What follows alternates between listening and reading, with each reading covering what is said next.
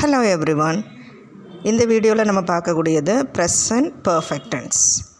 So first வந்து what is present perfect tenseன்னு பார்க்கலாம். Recently completed action. அதாவது இப்போ தான் நடந்து முடிஞ்சிருக்கும். ஸோ அந்த இடத்துல நம்ம present perfect tense யூஸ் பண்ணணும். Past experience with relevance to the present. நம்மளோட past experience ஆனால் ப்ரெசண்ட்டில் அதுக்கு பதில் சொல்கிற மாதிரி இருக்கும். ஸோ அந்த இடத்துல present perfect tense யூஸ் பண்ணணும். Okay, what is a format? இப்போ அதுக்கு எப்படி ஃபார்மெட் நம்ம யூஸ் பண்ணணும் அப்படின்னா, ஹீ ஷீ இட் வந்தால் has plus verb 3, I you we they வந்தால் have plus verb 3.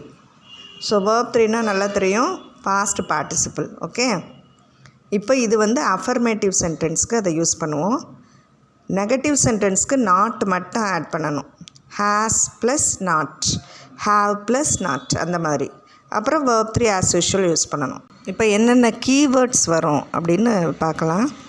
Just, already, ever, never, for and since. இப்போ எக்ஸாம்பிள்ஸ் பற்றி பார்க்கலாம். I have just finished my homework. So I வந்ததுனால ஹாவ் யூஸ் பண்ணுறோம். ஃபினிஷ்டுங்கிறது past participle, right? So next, she has already eaten her dinner. So has எதனால் use பண்ணுறோம்? She வந்ததுனால. And they have bought a new car. They வந்ததுனால have use பண்ணுறோம். பாட்டுங்கிறது past participle. Children, next வீடியோவில் next type of tense பார்க்கலாம். Until then, bye bye.